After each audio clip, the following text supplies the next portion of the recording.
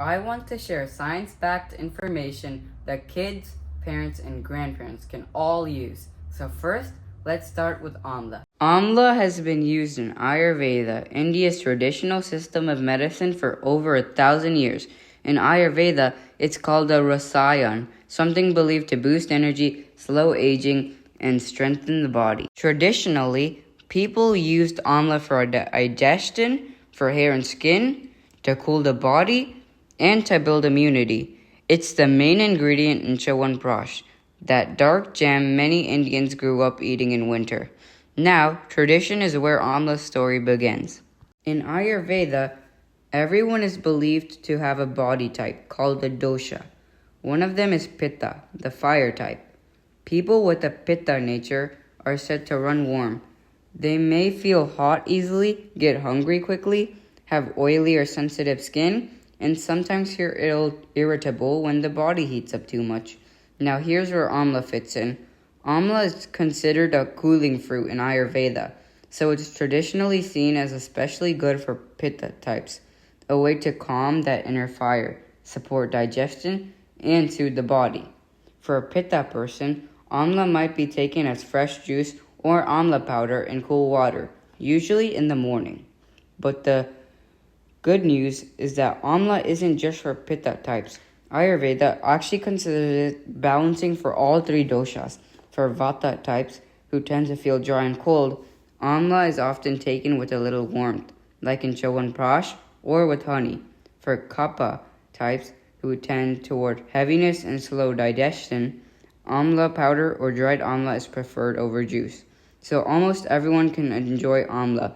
It's just a form that changes a little depending on the person. But I want to be honest here.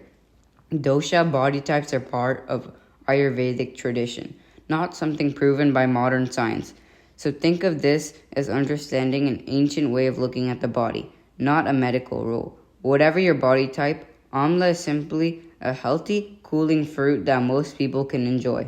The exciting part is that modern science has actually started testing some of these old claims. So let's see what the research really says. First, vitamin C. Amla is packed with it, plus antioxidants, molecules that help protect our cells from damage. Second, and this is the cool part, scientists reviewed several clinical trials in adults, and Amla supplements were linked to lower total cholesterol, lower LDL, the bad cholesterol, and even lower fasting blood sugar and inflammation markers. Some studies also saw a rise in HDL, the good cholesterol. So this isn't just an old belief. Real controlled studies back up Amla's benefits for heart and metabolic health. A tiny sour fruit doing all that? This is why I find health so fascinating. But here's something important, and it's something every smart person should do. Ask questions. Not every claim about Amla is proven. Most of these studies were done on adults, often people who already had high cholesterol or sugar, and many trials were small. Amla is not a magic cure, and it doesn't replace medicine or a doctor's advice. What the science really tells us is that Amla is a genuinely healthy food that supports good health, best as part of a balanced diet, not as a miracle pill. I think being honest about what we know and what we don't is the most important part of talking about health. So, how can you actually eat Amla? A few easy ways. You can eat it raw. Fair warning, it's very sour. Many people prefer Amla juice, often mixed with a little water and honey. There's dried Amla candy, Amla powder you can add to water, and of course, Chyawanprash. A simple habit. Some people have a small piece of Amla or a spoon of Amla powder in the morning.